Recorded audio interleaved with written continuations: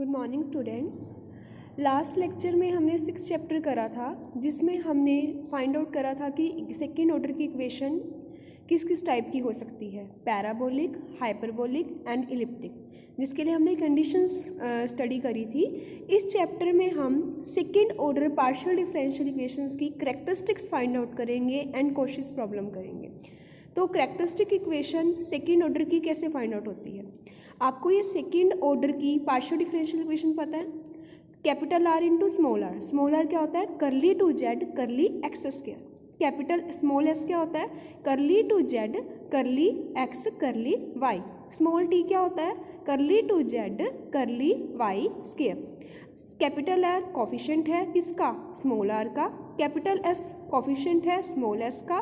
Capital T coefficient है small T का। Plus में function of X Y Z P and Q. P क्या होता है? Curly Z by curly X. Q क्या होता है? Curly Z by curly Y. Where वही लिखा हुआ है R S T are the constant और functions of X and Y. आपने फोर्थ चैप्टर में जब स्टडी करा था आर एस टी क्या थे? कॉन्स्टेंट्स थे। जब आपने फिफ्थ चैप्टर में स्टडी करा आर एस टी क्या हो गए थे? Functions of X and Y हो गए थे। ठीक है। Then the corresponding quadratic equation are lambda square. अब ये चीज़ें ध्यान रखनी है कि कैरेक्टरिस्टिक इक्वेशन जब आपको फाइंड आउट करनी है तो क्या मेथड अप्लाई करना है। आपको कोरस्पॉन्डिंग क्वाड्रेटिक इक्वेशन की डिग्री कितनी होती है? 2। R lambda square plus s lambda plus T equal to 0। ये आपको मेथड याद रखना है, इसी बेस पे आपके क्वेश्चंस होंगे। और इस मेथड का यूज डायरेक्ट नेट में होता है। जब आप क्वेश्चंस आपके डायरेक्ट आएंगे कि आपको सेकेंड ऑर्डर की पार्शियल डिफरेंशियल इक्वेशन गिवन होगी, वो आपको कहेंगे इसकी कैरेक्टरिस्टिक इक्वेशन फाइंड आउट करो। तो आपको पता होना चाहिए कि पहले हम ये फॉर्मूला लगाते हैं क्वाड्रेटिक इक्वेशन का, इक्वेशन पता है, ये सबसे इंपॉर्टेंट बात कि ये पता होना चाहिए कि इक्वेशन क्या होती है और पॉलिनोमियल क्या होता है। तो इक्वेशन में क्या करते हैं? जब हम इक्वेट कर सकते हैं किसी चीज़ को। और पॉलिनोमियल क्या होता है? जब हम direct f x equal to लिखते हैं, हम इक्वेट नहीं कर सकते। तो ये डिस्क्रिमिनेंट मेथड से आपको सोल्व करना आता है, रूट्स निकालने आते हैं क्वाड्रेटिक इक्वेशन के। लैम्डा माइनस में क्या होता है? माइनस में s plus minus s square minus 4rt under the root divided by 2r। 2r जो जनरल इक्वेशन होती है वो आपकी ये होती है ए एक्स स्क्वायर प्लस में बी एक्स प्लस में सी इक्वल टू 0। क्वाड्रेटिक इक्वेशन ये होती है। क्या होता है? इसके रूट्स निकालने का formula minus b plus minus under the root b square minus में 4ac डिवाइड्स बाई 2a। यही फॉर्मूला इसमें अप्लाई कर रखा है। फिर इसको सोल्व करोगे, then the ordinary differential equations becomes this. ये चीज़ ध्यान रखना है, कैरेक्टरिस्टिक इक्वेशन के लिए सबसे पहला स्टेप ये है, क्या करना है? आपने उसकी कोरस्पॉन्डिंग क्वाड्रेटिक इक्वेशन लिखनी है। सेकंड स्टेप क्या है? रूट्स फाइंड आउट करने हैं। थर्ड स्टेप क्या है? इस इक्वेशन में पुट करना है रूट को, मतलब dy by D x plus में 2 रूट निकलते हैं, ये चीज़ पढ़ चुके हो। हाइपरबोला होता है 2 रूट आते हैं, दोनों रियल आते हैं। पैराबोला और डिस्टिंट आते हैं। जब पैराबोला होता है 2 रूट आते हैं, रियल आते हैं और इक्वल आते हैं। जब इलिप्टिक होता है 2 रूट आते हैं, दोनों कैसे आते हैं? इमेजिनरी आते हैं, पेयरिंग में आते हैं। ठीक है। तो dy by D x plus में जो रूट निकलेंगे लैम्डा 1 और लैम्डा 2, तो वो आपकी क्या होती हैं? Said to be the characteristic equation. और जो उसके सॉल्यूशंस आते हैं उसको बोलते हो कैरेक्टरिस्टिक्स कर्व, और सिंपली से characteristics of equation first. Clear है? तो पहला टॉपिक जिसका यूज़ हम डायरेक्ट नेट में यही आना है, अगर आता है क्वेश्चन कि इसके कैरेक्टरिस्टिक्स कर्व बताओ, तो आपको फॉर्मूला पता होना चाहिए। सबसे पहले जो सेकंड ऑर्डर की इक्वेशन दे रखी है उसकी कोफिशिएंट फाइंड आउट करो, आर एस टी, इसमें पुट करो क्वाड्रेटिक इक्वेशन में। Solving we have lambda value आ जाएगी, ऑर्डिनरी इक्वेशन बन जाएगी। तो जो उसके रूट्स, जो उसके कर्व बनेंगे, जो उसके सॉल्यूशंस बनेंगे, उनको बोलते हो कैरेक्टरिस्टिक्स कर्व। और जो ये इक्वेशन बनी है is said to be the characteristic equation of first की। क्लियर है बात सबको?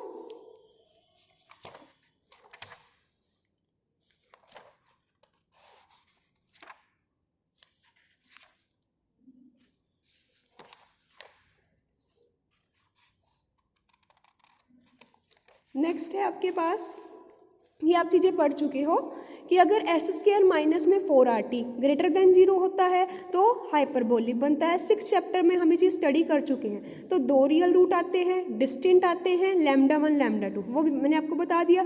जो करेक्टरिस्टिक कर्व आएंगे, इक्वेशन आएंगी, क्या बनेगी, dy/dx प्लस में λ1 इक्वल टू 0, सोल्व करना आपको आता है इसको, dy/dx प्लस में λ2 इक्वल टू 0।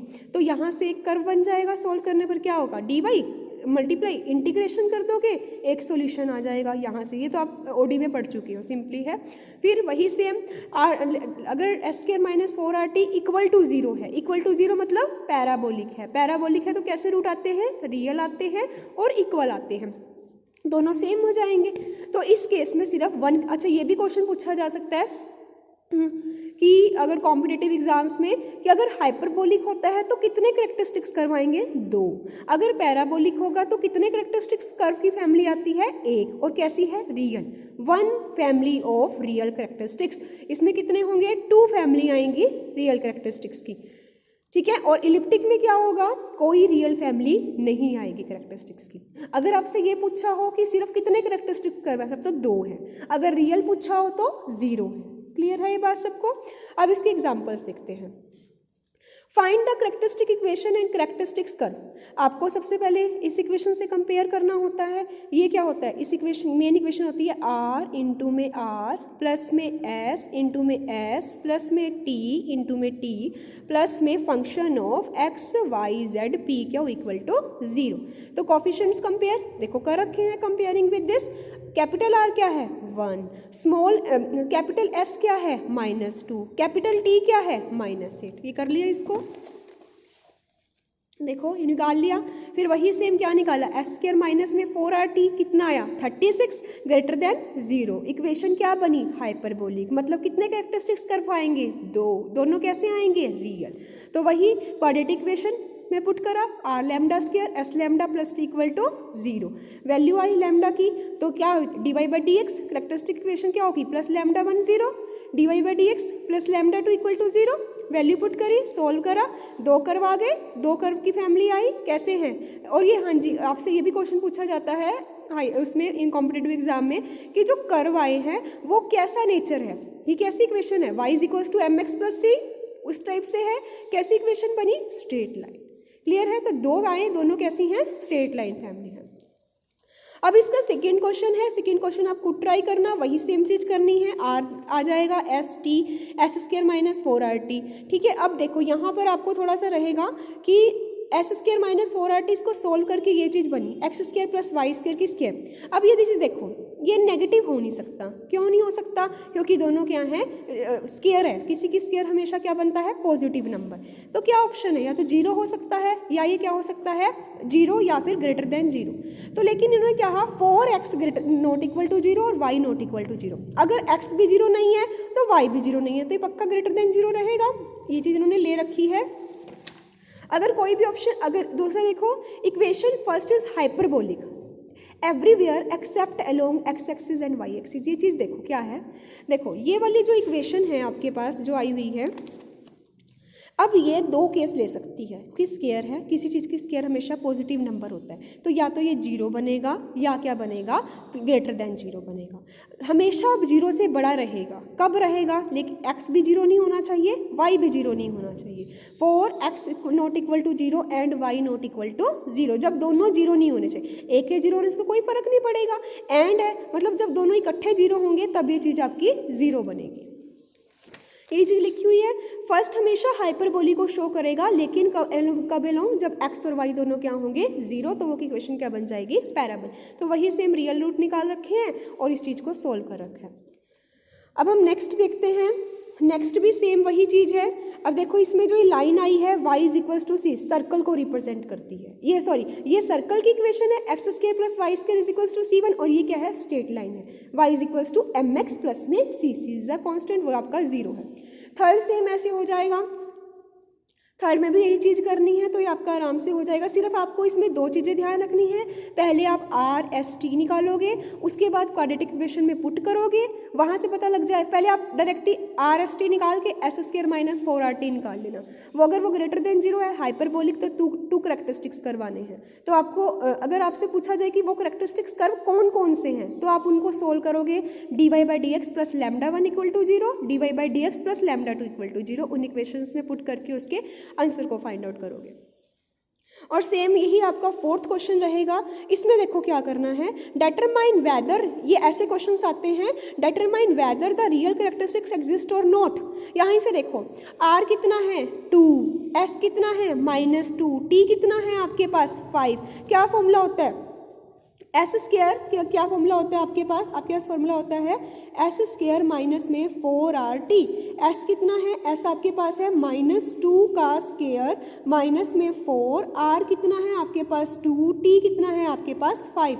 तो कितना हो गया 4 माइनस में कितना हुआ 4 दूनी 8, 8 पंजे 40, ठीक है। तो कितना आया -36 लेस देन 0।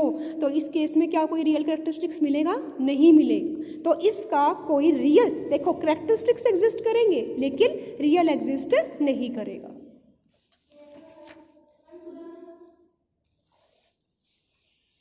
ठीक है, तो इस केस में आपका कोई रियल कैरेक्टरिस्टिक्स एग्जिस्ट नहीं करेगा। तो इक्वेशन फर्स्ट कैसी है, इलिप्टिक, एंड इट्स जो रूट्स है does not have real characteristics. तो आप प्रूव भी कर सकते हो। उसके बाद the quadratic equation are lambda square plus s lambda plus t becomes this. Root निकाले, दोनों कैसे आए, कॉन्जुगेट आए। कॉन्जुगेट रूट हमेशा पेयर्स में होते हैं, एक पॉजिटिव और एक आपका नेगेटिव। आपको यहाँ से पता लग गया, दोनों की इक्वेशंस निकाली, सोल्व कराए, आपके रियल रूट नहीं मिलेंगे। अगर ये क्वेश्चन 1 नंबर का आता है तो आप इसको डायरेक्ट यहाँ से बता सकते हो कि इसके रियल रूट नहीं मिलेंगे। क्यों नहीं मिलेंगे, यहाँ से पढ़ा कैरेक्टरिस्टिक्स रियल नहीं आएंगी। नेक्स्ट क्वेश्चन भी सेम ऐसे ही है। मेन जो है एस स्क्वायर माइनस में 4RT है। डिटरमाइन द इक्वेशन, कैरेक्टरिस्टिक्स निकालनी है, e की पावर 2x है। ये पहले तो वही सेम r निकाला, s निकाला, t निकाला, एस स्क्वायर माइनस 4RT करा। अब देखो जब e की पावर है, e में कुछ मल्टीप्लाई e का स्क्वायर करते हो तो उसकी पावर में जाता है, ये बात पता होनी चाहिए। तो ये 2 बन गया, यहाँ पर इसका स्क्वायर होकर 4 आ गया। ये करा सेम आ जाएगा, ये चीज़ 0 हो जाएगी। पैराबोलिक आया एवरीवेयर, सो कैरेक्टरिस्टिक्स कितने आएंगे, सिर्फ एक आएगा, वो रियल आएगा। फिर उसके बाद इसकी कैरेक्टरिस्टिक इक्वेशन, सिर्फ आपका मेन काम क्या है, आपको ये पता होना चाहिए कि एस स्क्वायर माइनस 4RT कैसे निकालना है। वो फाइंड आउट करोगे, वहीं से आपको पता लग जाएगा कि आपको क्वेश्चंस में क्या आने वाला है, कि रियल कैरेक्टरिस्टिक्स आएगा, इमेजिनरी आएगा, या आपके पास कैसे आएंगे, एक रियल आएगा या 2 रियल करवाएंगे। वही सेम इक्वेशन को सोल्व करना है इसके बाद भी।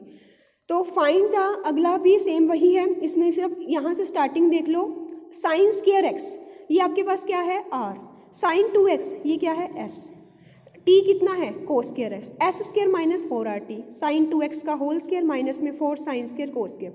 साइन स्क्वायर 2x, इसको आप क्या लिख सकते हो, इसको आप लिख सकते हो 4 इंटू में साइन x, सॉरी ये लिख सकते हो 2 साइन x कोस x का होल स्क्वायर। 2 साइन x कोस x कितना होता है, साइन 2x का स्क्वायर, सेम आ गया तो यहाँ से 0। फिर वही पैराबोलिक आ जाएगा, तो सिर्फ 1 कैरेक्टरिस्टिक्स हो जाएगा। उसके बाद तो आपको सिर्फ ऑर्डिनरी डिफरेंशियल इक्वेशन को सोल्व करना है, जो आप चीज़ कर चुके हो। तो वही सेम क्या आया, y is equals to c is arbitrary, characteristics आपके पास रूट निकल जाएगा, सिर्फ एक निकल जाएगा। तो आपकी फर्स्ट एक्सरसाइज में सिर्फ यही चीज़ थी कि इसके कैरेक्टरिस्टिक्स रूट्स को फाइंड आउट करना, कैरेक्टरिस्टिक्स कर्व बताना कितने हैं, रियल होंगे इमेजिनरी होंगे। नेक्स्ट एक्सरसाइज में आपके पास आता है कॉशी प्रॉब्लम। कॉशी प्रॉब्लम वो प्रॉब्लम होती है जिसमें आपको इनिशियल कंडीशंस गिवन होती है। इनिशियल कंडीशन, इसके बारे में हम नेक्स्ट लेक्चर में स्टडी करेंगे। Thank you.